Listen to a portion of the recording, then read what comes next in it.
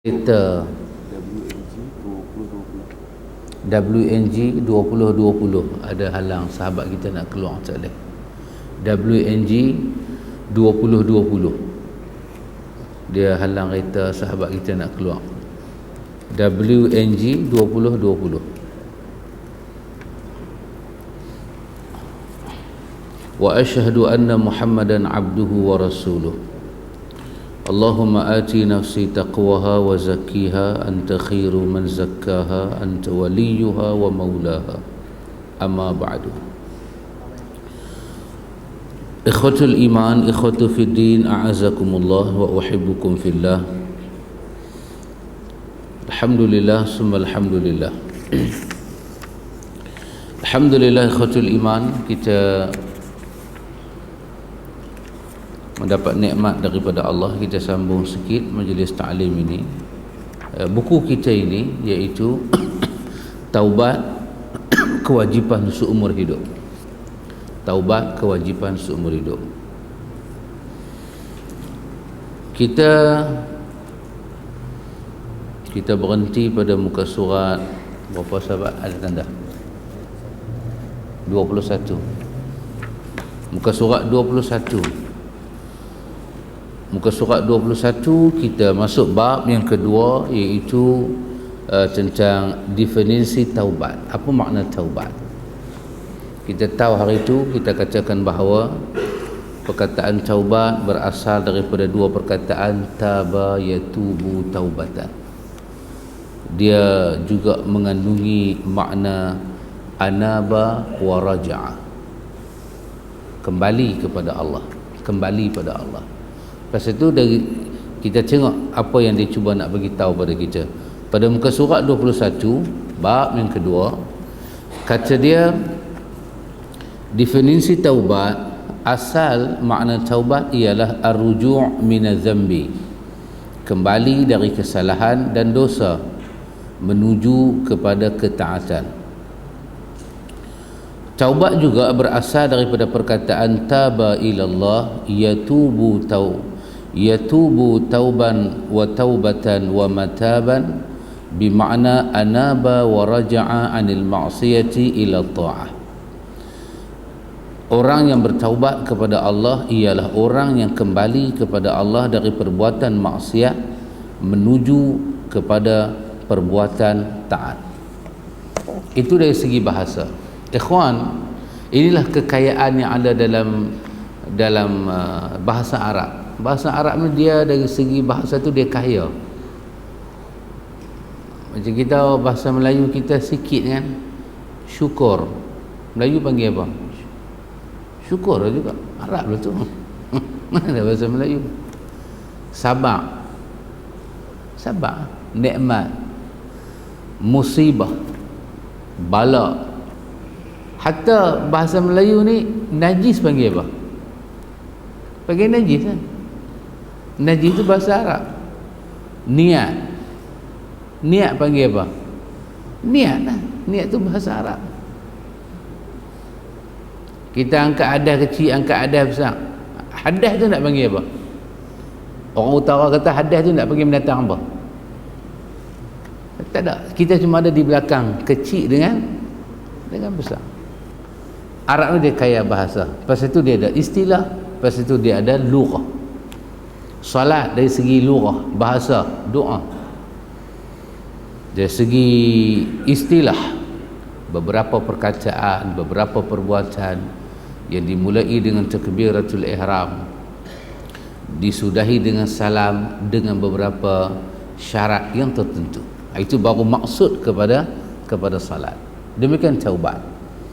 Taubat, bila kita sebut taubat, bermakna kembali pada Allah. Kembali pada Allah. Apa makna kembali pada Allah? Kembali duduk di atas jalan yang benar. Apa yang Tuhan perintah pada kita, itu jalan dia. Kita daripada Pulau Pinang nak datang ke Kuala Lumpur, Kuala Lumpur nak pergi ke Pulau Pinang, ada jalan yang kita kena ambil. Dia ada jalan yang diiktiraf, ada jalan yang mendatangkan keraguan, dan ada jalan yang tidak diiktiraf. Kita pakai satu jalan, kita pakai utara, highway utara selatan. Orang tanya nak ke mana? Saya nak ke Kedah. Ke mana? saya nak pergi ke sebelah utara, kerana kita pakai highway plus tu, orang tidak meragukan perjalanan kita. Betul lah. Kata nak pergi mana? Saya nak pergi utara, tapi dia keluar kat Kuala Selangor, dia keluar sampai Pantai Remeh ke mana? Saya nak ke sebelah sana. Orang kata, oh boleh lah, bukan tak boleh sampai, boleh sampai, tapi orang kata lok-lang sikit lah, jauh sangat. Bermakna okey, tapi nak ke mana? Saya nak ke selatan. Naik sampai ke Karak Highway, meragukan. Bila manusia kembali pada Tuhan, manusia kata kembali pada Tuhan, dia bertaubat, anaba wa raja'a, taba, kembali pada Tuhan, menunjukkan sebelum daripada situ dia tak pakai jalan tu, dia pakai jalan yang meragukan. Maka dia kembali pada Tuhan, dia kena kembali ambil jalan yang diiktiraf. Dulu dia tak itu, tak ini, apa yang Tuhan suruh dia tak buat, tapi dia mengaku ada Tuhan. Maka dia kena kembali ambil kepada jalan yang telah Tuhan sediakan. Itu dari segi makna kita katakan taubat. Jalan Tuhan ni jalan apa, ikhwan? Allah sebut pada kita tentang wa anna hadza sirati mustaqiman fattabi'uhu. Inilah satu-satunya jalan aku, maka ikutlah. Dalam hadis Abdullah bin Mas'ud, hadis Imam Ahmad, hadis ini hadis sahih. Nabi buat garisan di atas jalan, di atas tanah, garis tarik panjang.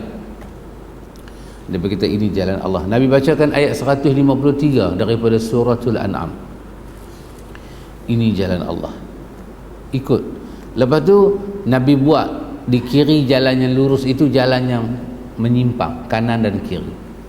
Nabi kata ini jalan syaitan yang menyerupai jalan Tuhan, jangan ikut. Tinggallah kita jalan syaitan, dan syaitan akan duduk di jalan dia, dia akan panggil kita, seru kita, dia hias jalan dia seakan-akan macam jalan Tuhan. Antum jangan fikir jalan syaitan ni di sana tak ada Quran dan Sunnah. Ada benda tiruan kan, benda tiruan. Jangan fikir dia tak cantik, benda tiruan, produk-produk tiruan. Pasal itu nama tiruan, ditengok dengan mata kasar sama, tapi bila kita pakai, kesan dia kita tanggung. Orang perempuan pakai make up tiruan, nampak segak cantik, 5-6 hari gatal habis satu muka, garu gatal habis. Monyet tengok dia pun diam, lebih monyet daripada aku, gatal garu. Pasal apa? Lepas masa pakai tu cantik, menandingi sama, tapi lepas pakai dia gatal satu muka. Apa dia? Tiruan. Masa pakai tu nampak macam agama, nampak macam inilah maksud Quran, inilah maksud hadis. Masa pakai tu rasa inilah sunnah Nabi. Tapi bila kita tahu yang sebenar, kita tahu ayat itu yang sebenar, baru kita tahu yang kita pakai selama ni tidak sebenar. Lebih-lebih kita kembali pada Tuhan di hari akhirat, menangis kita tak ada lagu. Kerana itu ikhwatul iman, dari segi perkataan, dari segi bahasa, dari segi perkataan, orang bertaubat itu adalah orang yang kembali daripada derhaka Tuhan, maksiat kepada taat, mentaati Tuhan. Juga taubat dikatakan at-taubatu al-i'tirafu wan-nadmu wal-iqla'u wal-azmu ala alla yu'awidal insan maqtarafahu, iaitu seorang dikatakan bertaubat kalau dia mengakui dosa-dosanya, menyesal, berhenti dan berusaha untuk tidak mengulangi perbuatan itu. Orang bertaubat dikatakan orang yang kembali kepada jalan Tuhan, raja'a anil maksiyati ila ta'ati, dia kembali, dia mula kembali daripada maksiat kepada taat. Dia tinggal, dia ada pengalaman derhaka Tuhan, dan setelah ilmu sampai, dia tahu jalan dia itu tidak benar. Ikhwan, untuk bawa manusia kepada jalan Tuhan, dia memerlukan beberapa pekakas lain dalam kehidupan ini. Tak semudah begitu. Tak semudah kita kata sahabat, awak salah, kembalilah pada Tuhan, dan dia akan kembali pada Tuhan. Tidak semudah itu. Awak salah. Ni saya akan bacakan beberapa ayat dalam ayat ini dan awak minum, insya-Allah. Lepas awak minum ayat ni, awak akan nampak awak salah. Tidak ya Tuhan. Nescaya kalau begitu keadaan dia, Nabi duduk depan telaga Zamzam aja, mbui ayak ya, pui. Orang Arab minum ayak tu, Abu Jahal tahulah dia salah. Ayak Zamzam itu lebih mulia daripada segala ayak. Abu Jahal duduk minum ayak tu lah. Bukan kata minum, orang Pulau Pinang kata duduk kedarah ayak tu lah. Tak tahu dia kata dia salah. Kenapa? Kerana untuk kembali kepada Tuhan, dia ada pekakas lain. Pertama, kita tahu jalan yang kita pakai itu tak betul. Kita tahu. Dan dia ada jalan yang betul. Kemudian untuk menerokai, untuk meninggalkan jalan yang tak betul, kembali pada jalan yang betul, dia memerlukan yang pertama, dia panggil al-i'tiraf. Apa dia? Jiwa kita yang memberi pengiktirafan, bukan orang paksa kita. Kita yang kena nampak al-i'tiraf. Kita yang memberi i'tiraf, jalan ini salah. Orang mai habang, orang mai beritahu, orang kata. Kalau jiwa kita tak terbuka, memberi penghormat, memberi pengiktirafan, kita tak akan kembali pada Tuhan. Ada doa kan? Kita baca, Allahumma arini haqqa haqqan warzuqna tiba'ah. Betul? Ya Allah, tunjuklah yang benar itu dalam rupa parah yang benar. Warzuqni, dan kau rezekikanlah aku, kau kuatkanlah aku untuk mengikuti. Kau tunjuklah benda batil itu dalam rupa parah, dalam wajah batil, dan kau rezekikanlah aku untuk menjauhi kebatilan. Dan janganlah ya Allah kau pakaikan kepada aku pakaian kesesatan yang aku tertipu dengannya. Nabi ajak doa ni. Al-Hafiz Imam Ibn Kathir, dia sampai dalam surah Al-Baqarah ayat 217, dia kata ini doa yang maksur daripada Nabi. Doa ini memang daripada Nabi. Nabi ajak kita baca. Kerana al-i'tiraf ini dia adalah bab yang pertama, dia adalah pekakas yang pertama untuk bawa manusia itu bertaubat kepada Tuhan. Yang kedua dia kata an-nadam. Apa dia? Bila dia bagi pengiktirafan benda dia buat tu salah dan dia kena kembali pada benda yang sebenar, barulah dia datang an-nadam. Apa dia? Menyesal. Menyesal dia bukan benda dibikin-bikin. Awak makan tongkat Ali, insya-Allah awak nanti menyesal. Kita menyesal macam makan tongkat Ali. Menyesal dosa, ikhwan. Dia bukan barang bikinan. Quran menceritakan tentang ahlul kitab. Bila Nabi hijrah ke Madinah, ahlul kitab di antaranya seperti Abdullah bin Salam, apa yang dia tengok di dalam kitab Taurat yang mereka baca dalam kitab sebelum daripada Quran tentang sifat-sifat Nabi akhir zaman, tiba-tiba ada pada Nabi. Abdullah bin Salam tak pernah tengok Nabi. Hari Nabi masuk ke Madinah, seperti hadis dalam riwayat Imam Tirmizi, mereka kata qadima Rasulullah. Kata Abdullah bin Salam, in jafalan nasu ilaih, manusia pakat duk ucap Nabi dah datang, Nabi dah datang, Nabi dah datang. Nabi dah datang dah. Kita kalau hijrah Nabi, kita baca tala'al badrun alaina kan, tapi dalam hadis dia kata qadima Rasulullah. Nabi datang. Injafalan nasu ilaih, manusia pakat bersesak-sesak nak tengok Nabi. Kata Abdullah bin Salam, aku juga di antara orang nak tengok muka Nabi akhir zaman. Duk dengar cerita dia daripada Mekah kan? Dia kata bila duk tengok Nabi naik unta itu, Nabi masuk ke Madinah, bila mata aku dapat tengok mata Nabi, aku tengok aja wajah Nabi, araftu anna wajhahu laysa biwajhil kadzab. Satu benda aku dapat buat, araftu, aku tahulah, aku kenal lah, aku mula beri pengiktirafan, sesungguhnya wajah Muhammad bukan wajah orang yang suka berbohong.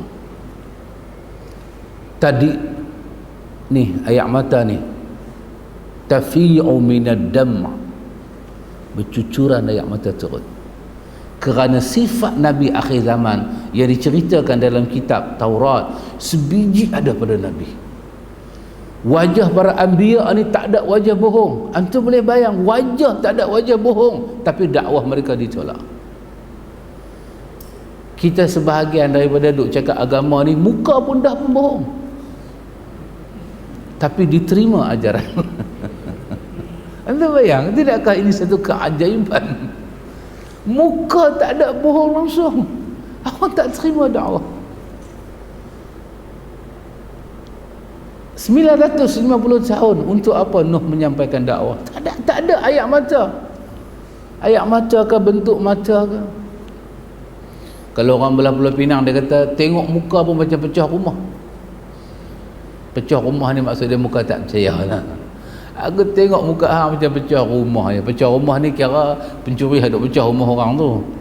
Aku tengok hang pun macam pecah rumah. Macam cakap pandai kat aku. Tak ada, para anbiya tak ada satu pun wajah lagu tu. Tapi 950 tahun mempertahankan agama Tuhan. Pasal itu untuk merasakan sesai dan menyesai tu, hasrah wan nadamah. Hasrah ni apa dia? Rasa tertekan dengan dosa.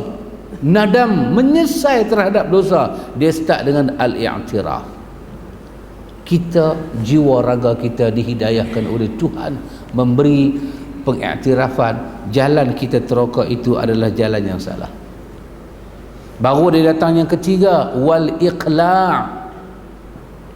Baru dia datang yang ketiga, wal iqla'.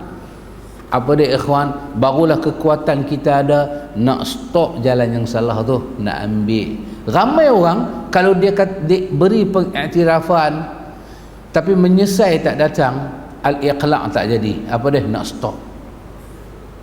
Pasal nak stop jalan tak betul ni, jalan yang menyimpang ni ikhwan. Wa zayyana lahumu syaitanu a'malahum. Setan dia duduk ni, dia make up jalan tu bagi cantik. Perempuan biasa make up cantik-cantik dengan maskara, labu ci, labu kondok semua duduk buah atas kepala, keluar rumah. Tiba-tiba dia nak keluar rumah pakai tudung tak make up. Setan kata, hang ni umur 35 tau, bukan 64. Bagi nampak tua, bagi nampak. Orang jalan tepi jalan biasa tengok kiri kanan, setan kata tengok semua duk tengok muka hang. Dia pun tak nampak orang, dia pun nampak jebon, entah tak. Wa zayyana lahumu syaitanu a'malahum. Setan duduk, dia hias jalan kita tu, jalan yang salah tu bagi nampak betul. Dan dia tunjuk sifat betapa jalan yang kita sedang ambil betul itu rupa parah dia salah. Yang inilah Imam Ibnu Jauzi, Abdurrahman Ibnu Jauzi menulis satu kitab yang menarik yang bernama Talbisul Iblis. Apa makna talbis? Izharul batil ala suratil haq. Menampakkan kebatilan tapi dalam rupa parah kebenaran. Benda tu batil tapi bagi nampak dia dalam rupa al-haq. Dia adalah benar. Kalau kau tolak kebatilan, kau tolak kebenaran. Kalau kau ambil kebenaran, kau telah ambil kebatilan. Pasal itu Nabi ajak kita baca doa tu, Allahumma arini haqqa haqqan warzuqna ittiba'ah. Barulah yang keempat dia kata wal azmu ala alla yu'awidal insanu maqtarafah. Barulah dia datang yang keempat, iaitu al azm, satu tekad yang kuat datang daripada hati. Dia tidak mahu dah nak mengulang jalan yang salah tu balik dah, dia tak mau ambil dah. Inilah ikhwan dikatakan pekakas dalaman. Satu orang tu dikatakan bertaubat. Satu orang dipanggil taib, orang yang bertaubat, dan taubat dia ada kesan, ada nilai, ada makna apabila dia melalui benda-benda ini. Saya katakan lagi sekali ikhwan, taubat itu memerlukan al-i'tiraf. Apa dia? suatu pengakuan jiwa raga kita bahawa jalan yang kita ambil itu kita kena tinggalkan. Jalan ini jalan maksiat, kena kembali kepada taat. Al-i'tiraf kena datang. Dan al-i'tiraf tak boleh datang ikhwan kalau tidak ada ilmu, tidak ada petunjuk dan bimbingan daripada Tuhan. Dia mesti ada, orang putih kata apa, turning point tu, point-point yang menyentuh hidup kita. Dia menyentuh. Ada orang Islam lama tak dengar azan, tiba-tiba dia dengar azan. Azan itu menyentuh balik. Azan pula dia dengar waktu subuh. Masa dia dengar azan pula, dia pula dalam ghaflah. Azan tu menyentuh jiwa raga dia. Baru ayat mata dia nak turun, baru dia nak rasa dia salah. Ya, al-i'tiraf diperlukan. Yang kedua, diperlukan wan nadam. Nadam, apa dia? Menyesal. Menyesal tu. Manusia tidak boleh beristighfar pada Tuhan kalau dia tak rasa dia berdosa. Astaghfirullah, apa dosa aku buat? Tak. Manusia kena ada sifat kesalahan hidup dia ada, dia buat. Pasal itu dalam doa Nabi kata, ya Allah, ampunkanlah aku dosanya, aku tahu kata dia berdosa, dan ampunkanlah aku daripada dosanya, aku tak sangka pun dia dosa tapi aku dah buat. Tolong ampun aku ya Allah.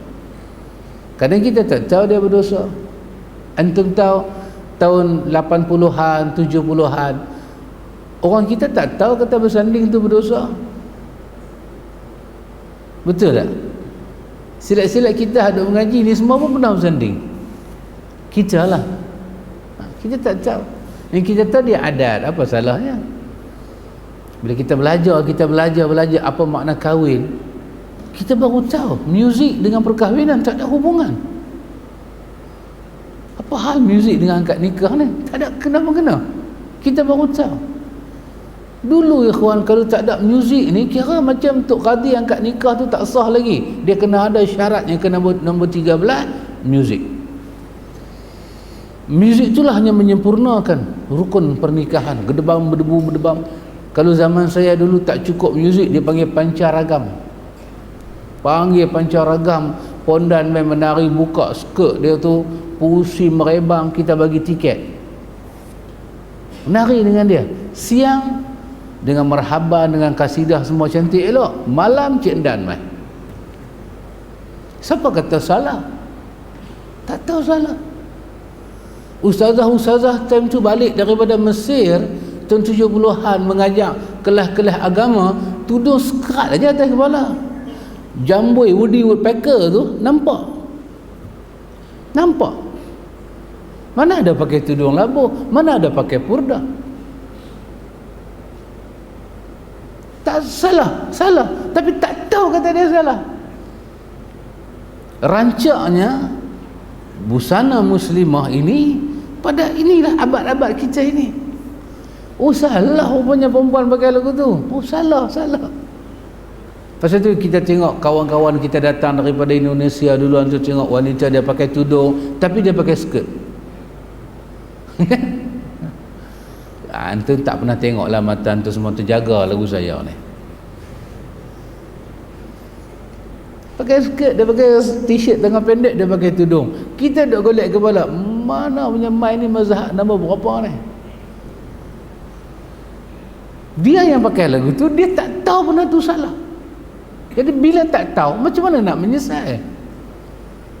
Karena itu manusia memerlukan penjelasan. Pasal itu Islam sifat dia memberi penjelasan.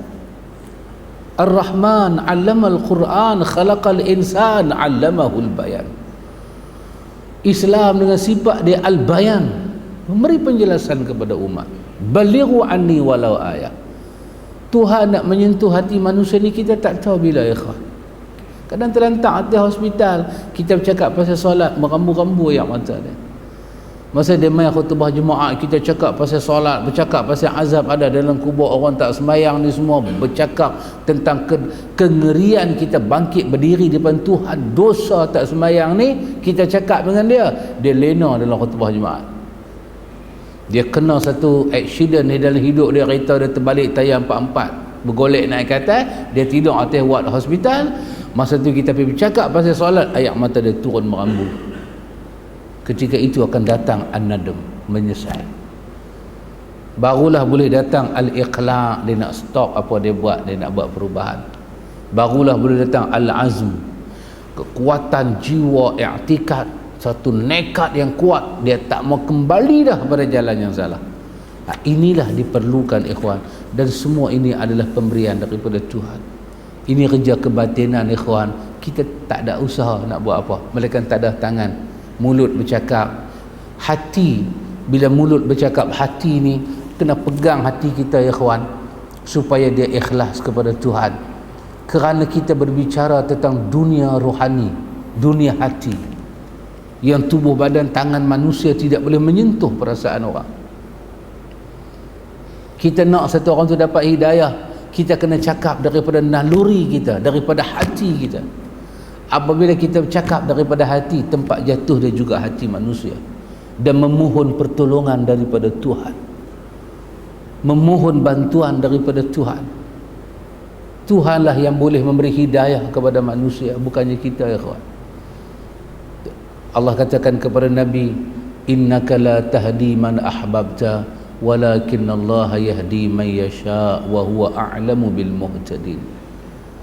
Kalaulah manusia ini ada peranan dalam memberi hidayah, maka Rasul lah orang yang pertama berperanan. Lidah mereka bersih, jiwa mereka bersih. Pun demikian Allah kata kepada Khalil dia ini, kekasih dia ini, la tahdi man ahbabta, kau tak boleh masuk campur urusan aku Muhammad. Khalid bin Ma'dan, Imam Ghazali cerita tentang Khalid bin Ma'dan dalam kitab dia Ihya di bawah bab ikhlas. Khalid bin Ma'dan kata ada hamba Allah diangkat amalan dia naik ke langit yang pertama. Bila naik ke langit pertama, malaikat memuji amalan dia cantik, bagus. Naik pada langit yang kedua, malaikat yang berada pada langit yang kedua juga memberi pujian. Apa yang malaikat peringkat kedua bercakap tidak dicakap oleh malaikat peringkat yang pertama.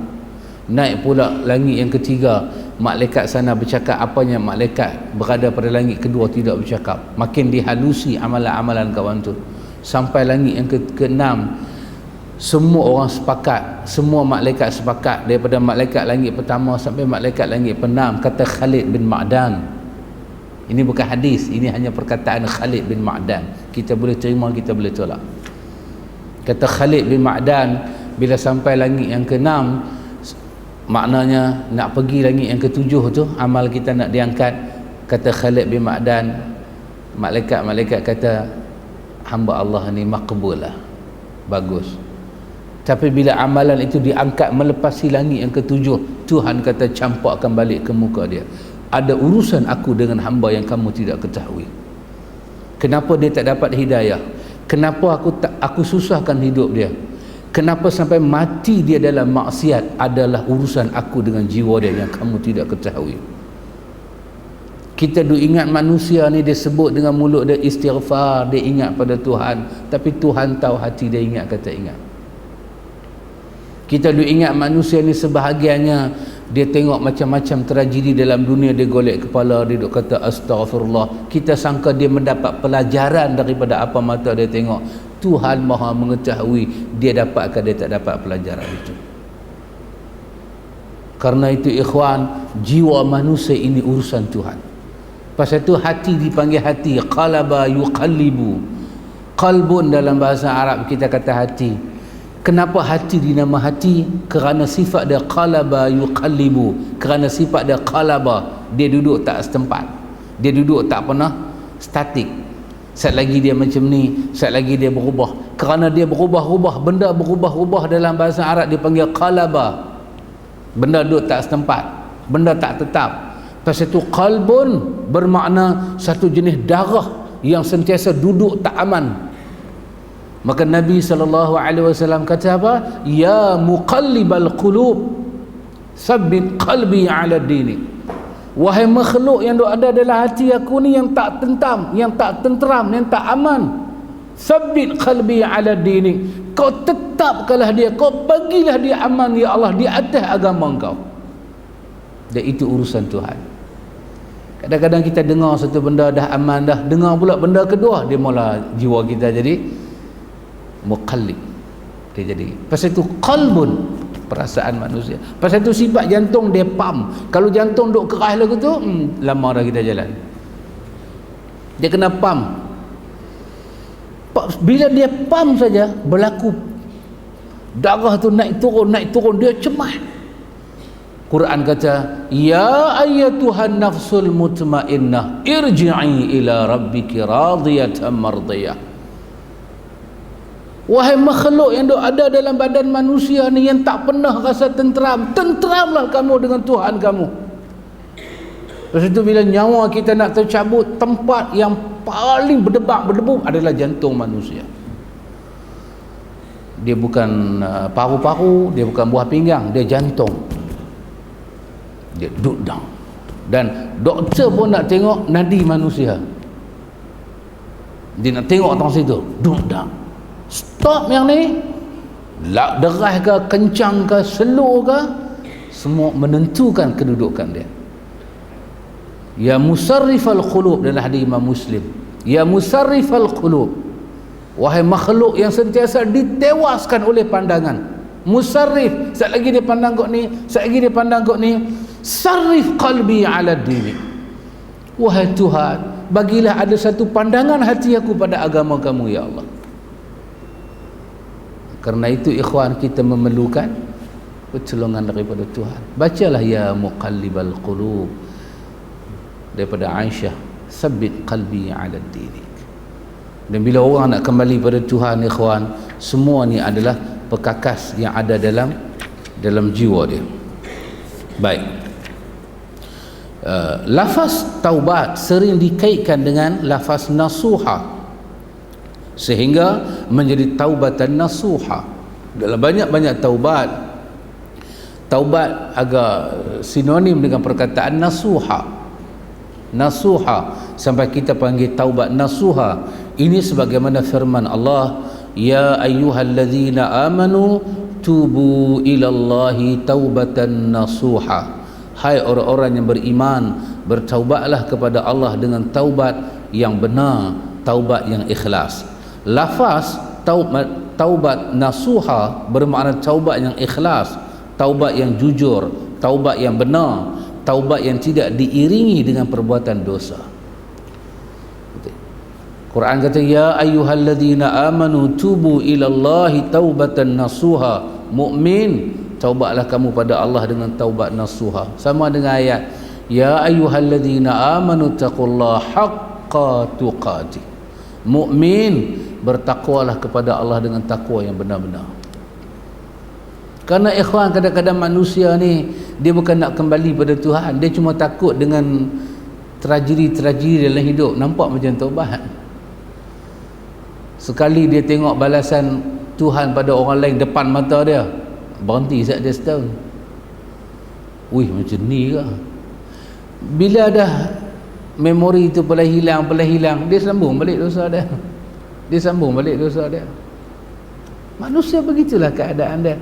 Maka Allah minta kita ni istiqamah, taubatan nasuha, dengan taubat nasuha. Nasuha itu perkataan Arab. Dia tanya dalam Qurtubi, ditanya kepada Umar Al-Khattab, apa makna nasuha? Sayyidina Umar kata, bila kamu taubat nasuha, taubat yang tidak diiringi dengan main-main. Main-main maksud dia apa ya kawan? Dia mentaati perintah Tuhan, kononnya nak mendekat diri pada Tuhan. Lepas dia mentaati perintah Tuhan, kita kata habis-habis dia taat perintah Tuhan, dia buat kemurkaan Tuhan. Dia bagi dua-dua buku pada Tuhan. Han nak tengok aku semayang pun aku bagi, han nak tengok aku main nombor ekor pun aku bagi. Han tengok dua-dua. Kata Umar, inilah taubat yang tidak ada nasuha. Dia main dengan Tuhan. Pasal itu kesedaran itu dia perlu ada ikhlas daripada Tuhan. Pasal itu diperlukan bimbingan daripada Tuhan. Itu dari segi bahasa. Dari segi makna taubat dia bincangkan. Saya ulang lagi sekali ikhwan, taubat bermakna kembali daripada dosa kepada maksiat. Orang yang bertaubat adalah orang yang meninggalkan jalan maksiat, dia ambil jalan taat. Dia mesti tinggal jalan. Tak boleh pergi sekali, tak boleh pergi sekali. Lepas itu meninggalkan jalan bid'ah, mengambil jalan sunnah, itu taubat. Meninggalkan jalan syirik, mengambil jalan tauhid, itu taubat. Meninggalkan kafir, mengambil Islam, itu taubat. Pasal itu sifat orang bertaubat dengan sifat orang masuk Islam ada persamaan. Apa dia? Kalau orang masuk Islam, dalam hadis Imam Muslim, Nabi jawab soalan Amru bin Al-As. Dia tanya kalau dia masuk Islam apa jadi? Sebab dia kata dia ada pengalaman hidup yang paling dahsyat kalau dia fikirkan, iaitu ketika tidak ada orang dalam hidup dia paling dia benci melainkan Rasulullah. Antum boleh bayang apakah satu fitnah yang orang bagi dekat dia sampai orang paling dia benci Rasulullah. Tu bayang, nak cari orang macam tu tak ada dalam dunia ni. Dia suruh, Quran kata wala sawfa yu'tika rabbuka fatarda. Apa saja boleh buat jiwa kamu redha, kami bagi kat engkau Muhammad. Dalam riwayat Al-Qurtubi cerita apa? Nabi kata izan Rabb, Nabi kata tak ada apa yang boleh buat aku redha melainkan mata dan perasaan aku tidak akan redha melihat umat aku dibakar dalam neraka. Keluarkanlah mereka semua daripada neraka. Maka Allah hantar malaikat Jibril kepada Nabi, bagi tahu pada Nabi, sesiapa yang mengucap la ilaha illallah dalam hati dia ada sebesar zarah iman, dia akan keluar daripada neraka. Siapa yang mengucap la ilaha illallah dalam hati dia ada seberat gandum iman, akan keluar daripada neraka. Siapa yang mengucap la ilaha illallah dalam hati dia ini ada seperti biji jagung, kita duk makan jagung tu, sebesar tu aja iman dia, dia akan keluar daripada neraka. Man mata wa huwa ya'lam annahu la ilaha illallah dakhala al-jannah. Siapa yang mati dan dia tahu makna la ilaha illallah, dia pasti akan masuk syurga. Kata Abi Zar, aku terkejut hak Nabi cakap ni. Aku terkejut. Nabi kata Abi Zar, siapa sebut la ilaha illallah, dia ahli syurga. Wa in saraqa wa in zana wa in syari wa in saraqa wa in zana, walaupun dia sebut la ilaha illallah itu dia mencuri, Abi Zar, walaupun dia satu orang yang saraqa, dia mencuri, dia berzina, dia masuk syurga. Abi Zar kata wa in saraqa wa in zana, Abi Zar kata dia zina, dia mencuri. Nabi kata na'am. Abi Zar ulang lagi sekali, walaupun dia berzina, walaupun dia mencuri. Nabi kata walau anfi rajulin Abi Zar, walaupun Nabi kata Abi Zar ni nampak macam tak puas hati, bak Abi Zar tak puas hati, bak lain Nabi kata, tapi Tuhan telah memakbulkan doa aku. Umat aku tidak akan kekal dalam neraka dengan syarat tidak rosak la ilaha illallah. Apa benda paling merosakkan la ilaha illallah? Syirik. Syirik. Nabi memandang syirik benda besar, manakala kita memandang syirik itu usaha dan ikhtiar. Kalau pakai tangkai sikit-sikit, ikhtiar. Kan Tuhan suruh kita ikhtiar. Itu bukan ikhtiar. Nabi mempertahankan kita walaupun zina. Nabi pertahankan umat dia walaupun umat dia tu mencuri. Bukan Nabi pertahan perbuatan salah tu, Nabi pertahankan iman dalam hati dia. Dalam hadis Bukhari, kita baca Riyadhus Salihin, ada satu sahabat zaman Nabi ni ikhwan, bagus dia ni, suka buat Nabi gelak. Dia suka buat Nabi gelak. Tengah-tengah Nabi buat kuliah, dia lena. Nabi tergelak tengok dia. Ada orang macam ni, dia nak lena tengok kuliah subuh, kuliah maghrib, dia lena. Oh, Nabi juga syak orang macam ni. Kita tengok dia, jangan kita marah dia, kita menggelak kah lena pula. Tapi dalam hadis Bukhari kata, sahabat ni ada satu tabiat buruk dia. Dia suka minum arak. Dia suka minum arak. Masa tu ayat pengharaman arak secara total tak turun lagi. Tapi Nabi memang tak suka dia minum arak. Dia main kadang-kadang dia main tu nampak dia berdengung. Bukan pasal dia mengaji tajwid, dengung. Dia memang berdengung. Apa Nabi kata? Dia main hari tu nampak dia macam minum arak. Nabi kata pukul dah. Lepas itu haddus syarib, di antara hukuman hudud orang minum arak ni pukul dah. Kata pukul dah. Bila kata pukul yang duk tunggu ni semua panglima garang belaka. Rezeki Allah bahagia seorang sikit. Adanya lipat kain serban pukul ikut belakang, ada ambil kasut balin, ada yang tampang, adanya gamaknya tangan nak pergi pukul itu jauh tak kena. Dia cakap sepatah, Tuhan laknat kamu. Nabi SAW kata pada sahabat itu, janganlah kau membantu syaitan. Sesungguhnya sahabat ini dia mencintai Allah dan Rasul. Cuma perangai lok-lak tu dia tak boleh buang lagi. Janganlah anak dia. Dia mencintai Allah dan Rasul. Ya ikhwan, Nabi pertahan kita. Tiba-tiba mai dekat kita ni ikhwan, buka kedai pakai tangkai, sakit pakai bomo. Yang Nabi sebut dalam riwayat, Nabi sebut, kalau umat aku berzina, aku minta ampun pada Tuhan ke umat aku. Kalau umat aku mencuri, aku minta ampun pada Tuhan kepada umat aku. Tapi kalau umat aku syirik pada Tuhan, habislah doa aku. Pasal inna Allah la yaghfiru an yushraka bih. Tuhan tak mahu ampun dosa syirik. Macam mana syirik yang menjadi penghalang kita masuk syurga tu, kita pandang dia sebagai usaha hidup kita. Tak boleh ikhwan, tidak boleh. Dalam hadis Abi Daud, hadis daripada Abdullah bin Mas'ud, dia balik rumah, dia tengok di tangan anak dia ni ada tali. Orang Arab ni juga percaya kepada perubahan musim, bawa penyakit lah, bawa macam-macam. Dia panggil bomo, main jampi-jampi, buang ni semua.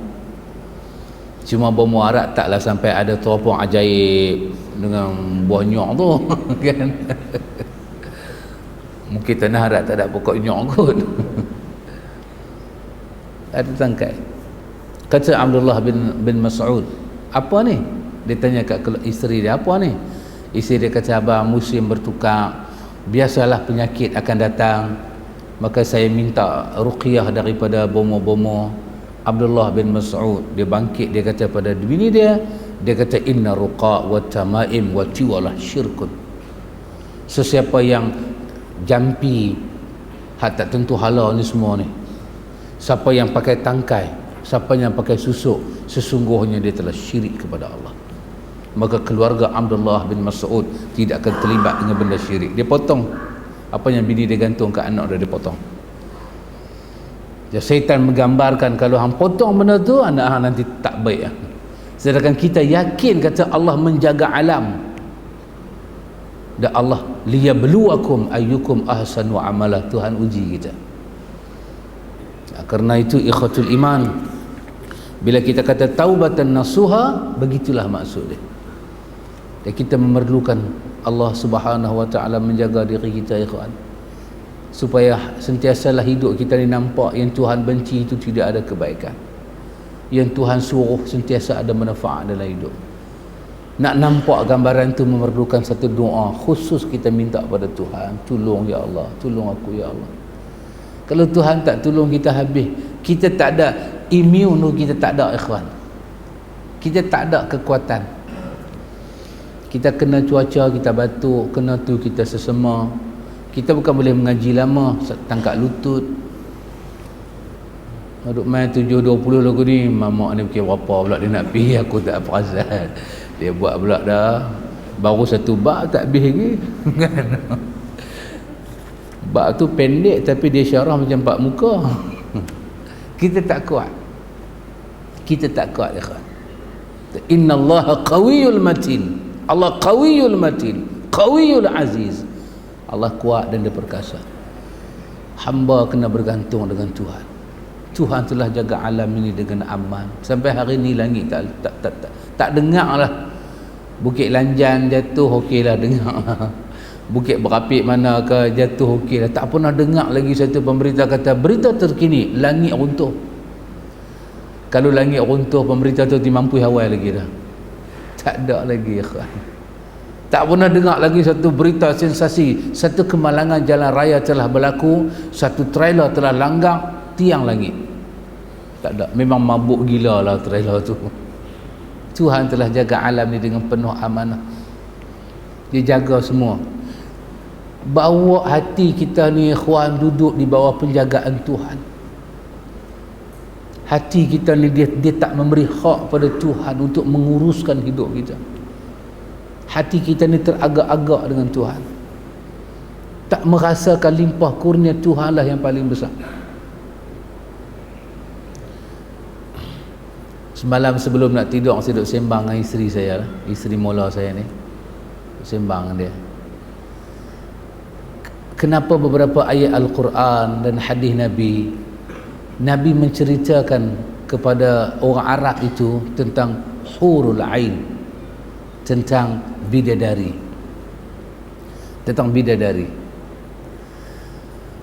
kita orang lelaki dengar bidadari seronok lah kan, tapi apakah hubungan bidadari ni dengan orang perempuan? Sebab bila kita terjemah hurul ain, kita terjemah bidadari kan bidadara, bidadari ya. Bila kata bidadari, siapa nak dapat dia? Kita ni lah, sedari ni lah, saudara. Kita ni lah nak dapat. Tapi subhanallah, kadang-kadang kita baca dalam tafsir, Allah menceritakan tentang keindahan bidadari ni, hurul ain ni, sebab nak memberi satu penghormatan kepada wanita-wanita yang beriman zaman Nabi. Wanita-wanita yang beriman, nak gambarkan agama datang nak memberi tabsyir, satu gembira bagi laki-laki yang berjuang, berjihad. Bila dengar bidadari ada dalam syurga, dia memukul semangat dia. Cerita anak-anak sungai dalam syurga ni, ikhwan, anak-anak sungai. Anda tengok Arab mana tak suka ayak? Arab ni kalau dia main tempat kita, kalau kita tak habang ayak tu dalam, dengan jubah-jubah dia terjun. Kita kena habaq nanti Ustaz. Ni bukan hayang, ni tasik pedu. Orang tak mandi kat sini. Dia tak boleh, dia tengok ayat dia excited.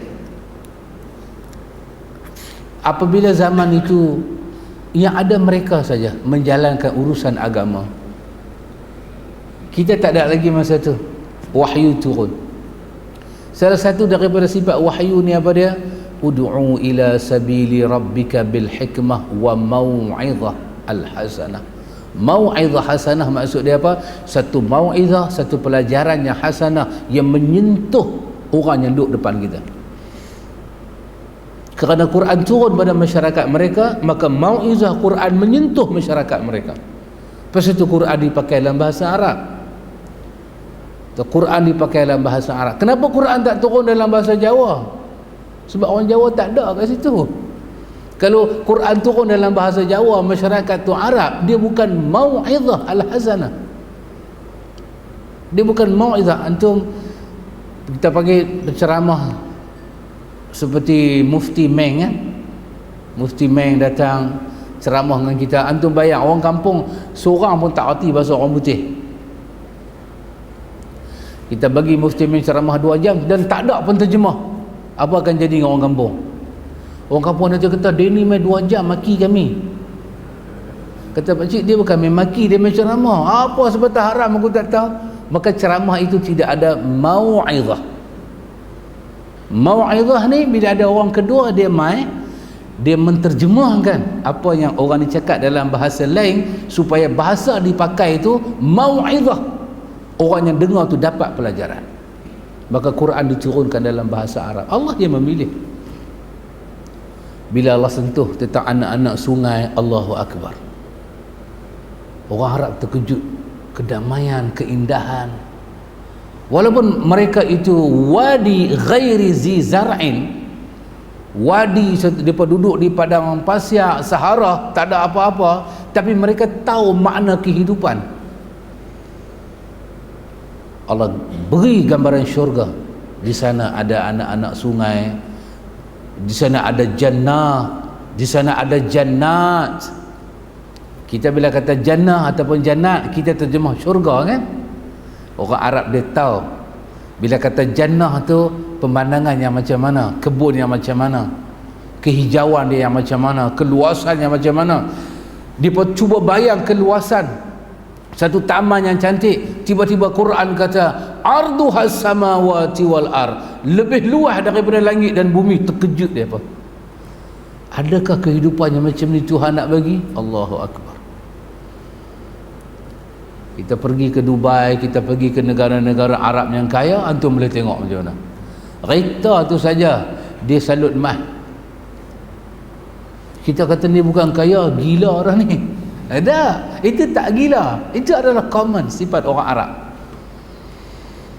Kita duk makan kambing kampung ni kan, sekok kambing kampung, kita kena bayar sampai 900, potong lapah semua buat kenuri, panggil orang kampung makan. Sekok kambing kecil lagu tu orang kampung mai dekat tengah 200 orang, tu pun kambing tak habis. Pasal yang mai darah tinggi kecil mana tak habis. Kita pergi sampai ke Dubai, kita tengok tu Arab makan anak kambing ni besar-besar meja kita ni.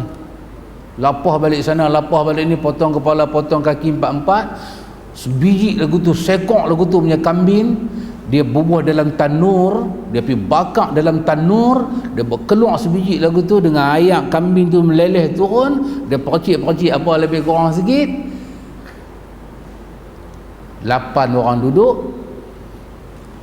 Last kali kita perhati kali kedua, dia susun tulang cantik je. Kita kata makan ke mentah ke darah ni dah. Itu sifat dia makan. Sifat dia makan. Kita tengok ni sejebisan sikit aja daripada riwayat hidup orang Arab. Kita tak tengok yang pemurah Arab, yang pemurah macam mana. Hadis menggambarkan Abu Bakar sampai tak ada apa dia bagi. Itulah sifat orang Arab yang baik. Sifat orang Arab yang baik macam Umar Al-Khattab. Mereka Quraisy, mereka keturunan baik-baik. Nisfu min mali, separuh daripada harta yang aku ada, aku tolak kepada Allah dan Rasul, dan aku nak tunggu balasan dia. Yang dia kata syurga ni mengalir anak sungai ni macam mana, aku beli benda tu semua dengan nisfu min mali.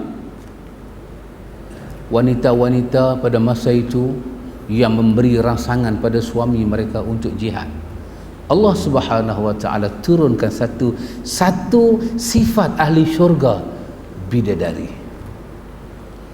untuk menunjukkan bagaimana kehebatan wanita-wanita dan untuk mengangkat kemuliaan wanita-wanita. Dia bukan bersifat kebangsaan Arab, tidak, tapi dia lebih nak menceritakan wanita yang mukminat ini. Orang Arab ni ikhwan, anda tengok wanita Arab yang tak beriman ni pun, yang mengkak-mengkak ni pun, segak dia tu macam mana? Dia tak sama macam kita Jawa, mata macam ikan sepat, ikan apa-apa ni semua. Mata Korea, mata Jepun. Dia tu mata dia hasil macam tu. Dia tak pakai bulu mata. Kita tengok, baik, pinjam Ustaz boleh tak? Kita pinjam apa? Kita kata pinjam Ustaz mas sekarang. Dia tarik itu terkeluar dengan mata-mata dia bagi kat kita. Sebab mata dia tu bukan mata kita, mata betul. Bila mereka ni menyumbang untuk Islam, Allah Subhanahu wa taala bagi tahu di antara kecantikan yang ada dalam syurga adalah hurul ain. Dia kaitan dengan wanita-wanita mukmin pada masa itu. Tuhan mengangkat kejeritaan mereka, Tuhan mengangkat kelembutan mereka, Tuhan melayan perasaan mereka yang beriman pada Allah. Kalau hurul ain diterjemahkan dalam bahasa orang Melayu ni, kita kata pelayan-pelayan dalam syurga macam tu. Antum bayang kalau pelayan-pelayan macam tu, ketua pelayan macam mana? Orang yang akan bagi arahan kepada bidadari, kau layan orang tu, kau layan orang ni. Bidadari akan pergi dengan izin dia. Dia tu macam mana? Allah meraihkan manusia yang mukmin pada dia. Wa basyiril ladzina amanu wa amilus salihat. kami gembirakan orang-orang yang sentiasa beriman dan beramal saleh. Dengan apa? Dengan syurga. Di dalamnya ada azwajun mutahharah. Di dalamnya ada azwaj, ada pasangan-pasangan yang mutahharah. Tuhan ubah sifat manusia. Di dalamnya pasangan-pasangan yang mutahharah, yang bersih, yang suci. Karena itu ikhwatul iman, apabila kita berbuat sesuatu untuk Tuhan, Tuhan buat pada kita bukan satu ikhwan, banyak. Ayat Quran kita baca, fa inna ma'al usri yusra. Inna ma'al usri yusra. Orang yang belajar grammar bahasa Arab, fa inna ma'al usri yusra. Al-usri dia baca dengan ma'rifah alif lam. Yusra dia baca dengan nakirah tanpa alif lam. Apa Tuhan nak bagi tahu di situ? Fa inna ma'al usri yusra. Sesungguhnya satu susah yang melanda kamu, kami akan bayar dengan 1000 kesenangan. Kerana al-usri susah yang dikenali, nampak. Tapi yusra kesenangan yang masuk tak nampak. Menang kesenangan di atas kesusahan. 2 kali Allah repeat ayat itu dengan taukid lagi. Sesungguhnya susah yang kita rasa, yusra kami akan bayar setiap kesusahan itu. Kadang-kadang Tuhan bayar tak terasa kita dah bayar, masih duk ingat kesusahan yang kita tanggung. Demikianlah sifat ahli syurga. Apa Tuhan kata? Kullama ruziqu min kullama, bila ahli syurga ni duduk dalam syurga, kami bagi pada mereka makan buah-buahan, bagi rezeki pada mereka, min samarah, daripada buah-buahan. Bila mereka nak jamah aja, mereka kata macam pernah makan je buah ni, macam pernah makan je buah ni. Memori mereka ada. Buah yang dia dapat dalam syurga tu, dia tengok-tengok, macam pernah makan lah. Kat mana? Kat Ampang ke apa ke hari tu? Ampang dah tak ada dah. Ampang dah jahanam dah, semua habis dah. Allah kembalikan memori mereka. Mereka akan ingat letih mereka berjuang, letih mereka beriman. Hari ini ayat mata mereka akan turun. Mereka akan kata apa dia? Alhamdulillahilladzi azhaba 'annal hazan. Ahli syurga bila masuk syurga, benda pertama ahli syurga kata, Alhamdulillahilladzi azhaba 'anil hazan. Segala puji bagi Tuhan yang telah menghilangkan segala duka cita kami masa kami hidup. Kita bila duduk dalam dunia ni, kita duduk berduka cita, ya Allah, kita berbuat untuk Allah, Allah terimakah? Kita nak kembali bertemu Allah, macam mana Tuhan nak terima kita ni? Lepas itu Allah kata, buat ikhlas untuk aku dan ikut Nabi aku, hilanglah hazan kamu, bimbang dan risau kamu hilang. Ahli syurga tengok-tengok syurga, alhamdulillah, hilanglah duka cita hari ini. Tuhan akan bayar dan dia bagi tabsyir kepada kita, ikhwan. Lepas itu orang yang bertaubat, dia tinggal dia punya zaman-zaman ini, dia datang kembali pada Allah. Allah apa? Nabi jawab kepada Amr bin Al-As. Nabi kata Amr bin Al-As, aku hidup ya Rasulullah zaman di mana aku paling benci pada hang ya Rasulullah. Nabi kata, Islam kamu, dia akan meruntuhkan segala dosa yang kamu lakukan. Dia sama dengan orang yang bertaubat. Abdullah bin Mas'ud ketika ditanya apa kelebihan orang yang bertaubat, dia kata, at-taibu minaz-zambi kama la zambalah. Orang yang bertaubat daripada dosa, dia macam tak buat dosa. Tapi taubat dia kena yang macam mana? Quran kata, tubu ilallah taubatan nasuha. Macam mana kita nak tahu dia taubat sungguh-sungguh? Hak tadi tu dia habang al-i'tiraf, dia habang apa? An-nadam, al-iqla', al-azm. Dia kena ada iktiraf daripada diri dia, bukan orang paksa dia. Hamba anak aku, hamba berhenti rokok. Dia tak isap sampai akad nikah, dia balik Langkawi, dia bawa free duty pula main. Bukan kata rokok, dia buka kelang rokok belakang rumah dia. Kan anda tengok dia tangkap kan, dia bubur rokok dalam kayu balak.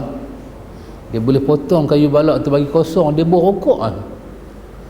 Bukan kata satu kayu balak, banyak. Pandai pula pergi potong lagu tu. Amboi. Itulah kata rakyat Malaysia ni cerdik kan. Rakyat ni alhamdulillah. Yang tak cerdik ni yang bukan rakyat. Rakyat cerdik insya-Allah. Dia boleh tepuk tu. Dulu saya mengajar banduan. Bila hari mai tengok kan, dia pun ada kontak kan, untuk duduk dalam banduan, tapi dia boleh hantar mesej pergi pada keluarga dia nak makan apa. Wadah tak tahu.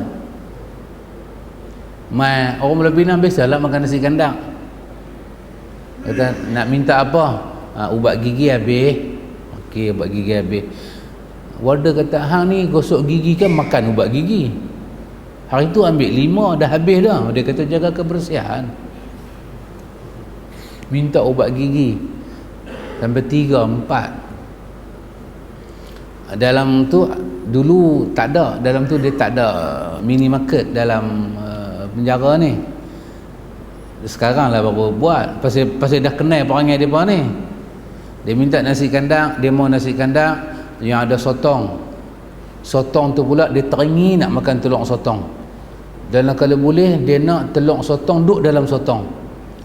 Tak mau telur sotong yang bercerai-cerai ni. Tu duduk dalam tu. Saya dulu mengajak mereka di Pulau Pinang. Jadi duk heran lah ya kawan. Dia pun duduk dalam penjara, tapi dia boleh continue, dia duduk isap dadah tu. Pada satu masa tu mereka berkelahi sama mereka dalam sel tu. Ada memang lah, bila berkelahi rahsia keluar lah. Dia nak kena tunggu berkelahi. Patutlah Nabi mendoakan. Nabi kata, ya Allah kau pecahkanlah urusan mereka. Orang jahat ni kalau dia berkelahi, keluarlah maklumat. Nabi kata, ya Allah kau pecahkanlah urusan mereka.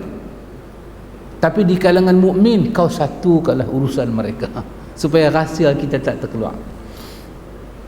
Berkelahi bertumbuk dalam tu, dia ambil apa itu berus gigi tu, dia kepak, dia asah atas semen tu, dia buat tikam orang. Masa tu keluar orang Pulau Pinang kan, bukan aku tak tahu, hang pesan dekat mak hang berdadah dalam telur sotong. Oi, baru ada. Oi, hang bubuh satu straw dalam ubat gigi. Rupanya bukan dia gosok gigi, dia suruh mak dia buat main ubat gigi tu, lepas dadah masuk dalam tu, dadah tu pula buah dalam straw kita duk isap tu, tutup kiri kanan dia, jolok. Mak pun buat. Yang kata mak saya anak ni, anak profesor, mak buka makmal, buat testing lah. Ya ilah, kira manusia ni. Bila depa ni lebih cerdik daripada polis. Patut depa mau jadi polis, polis jadi depa. Depa cerdik kan. Depa dah buat baru kita tahu. Lepas tu dia main tahap kedua, bila depa buat main nasi luak, lagu duk kena nak kena tengok ah. Bila tengok sotong ada telur, polis duk kena pergi potong. Pula sotong tu kena ada straw. Tak apa, dia kata kat polis, tak apa encik. Encik kalau potong bagi tak kena straw tu, saya bagi pada encik 350. Dia nak bagi pada polis tu 350. Tu bayang manusia ni. Nak cerita taubat dia keluar bab tu. Kesimpulan dia nak abang kata kita ni orang cerdik. Jadi kita kena tahu cerdik kita ni dunia nak hancur, syurga dia kekal. Takkanlah kita tak boleh buat keputusan yang mana kita nak pilih lebih. Yang ada depan mata kita ni akan hancur, dunia semua akan hancur, syurga dia kekal. Wal akhiratu khairun wa abqa. Takkanlah kita tak mau nak tengok yang tu. Kita nak duduk di sini 2 jam, nak duduk di sini 2 jam, di sana kita akan duduk selama-lamanya. Takkanlah kita memilih 2 jam ni sampai kita tinggal yang tu. Mustahil ikhwan. Allah bagi cerdik kita ni. InsyaAllah lepas ni ikhwan, dia main bab yang ketiga, iaitu wajibnya manusia ini bertaubat. Dia terang makna taubat tadi. Lah ni baru dia nak cerita kewajipan kita bertaubat. Dan dia akan cerita satu dua benda kepada kita ikhwan, kesan dosa itu dalam hidup kita. Kesan. Bahkan ada kitab yang menarik ditulis oleh Ibn Qayyim yang bernama Ada' wa Dawa. Kesan dosa dalam dunia ni. Apa kena mengena dosa dengan kehancuran bangsa-bangsa silam, dosa dengan musibah satu persatu, dan ada juga kesan dosa dengan keturunan yang akan datang. Di sini mungkin dia tak cerita sedetail itu. Kalau antum nak tahu lebih detail, antum cari buku Ibn Qayyim, nama dia Ada' wa Dawa, ubat dan penyakit. Ubat dan penyakit. Di situ dia cerita setebal macam tu buku dia cerita. Ada terjemahan Melayu sekarang, alhamdulillah. Antum boleh baca kesan-kesan dosa dalam hati, kehidupan, keturunan, dalam khusyuk kita beribadat, bagaimana dicabut halawah kita, kemanisan kita berhubung dengan Tuhan kerana dosa-dosa yang tertentu. Dan ada dosa yang kita kena bagi talak 3, tak boleh buat langsung. Dan ada dosa kita akan terlibat jatuh bangun. Dalam buku tu sangat menarik dia cerita. Di sini hanya dia nak bagi kita tahu satu dua benda sahaja. Insya-Allah sihat badan, panjang umur, diizinkan oleh Allah. Kita akan sambung tajuk ni lebih kurang ada 4 muka surat. Baru kita masuk bab yang ke-4, itu syarat-syarat orang yang bertaubat. Orang yang bertaubat ni apa kena buat? Kena mandi taubat ke? Kena jumpa ustaz ke? Tak kena duduk depan ustaz ke cerita A sampai Z apa yang dia dah buat. Lepas tu ustaz pula memikirkan apakah satu kaedah nak kena bagi pada dia, macam tu kah? Adakah majlis taubat, padam lampu, salam dengan ustaz? Adakah macam tu? Kan nak kena pergi tanam dia 2 jam ke dalam kubur ustaz, tutup dia kapan sebelum dia dikapankan, bagi dia rasa muka dengan nangkir, lepas tu keluar, okey, awak dah bertaubat. Macam tu kah? Kalau ada, kita pakai korek liang rumah kita seorang satu. Kalau ada. Kalau tak ada, jangan buat pasal. Kalau ada, kita buat. Kalau tak ada, jangan buat pasal. Wallahu a'lam. Subhanakallahumma wa bihamdika asyhadu an la ilaha illa anta astaghfiruka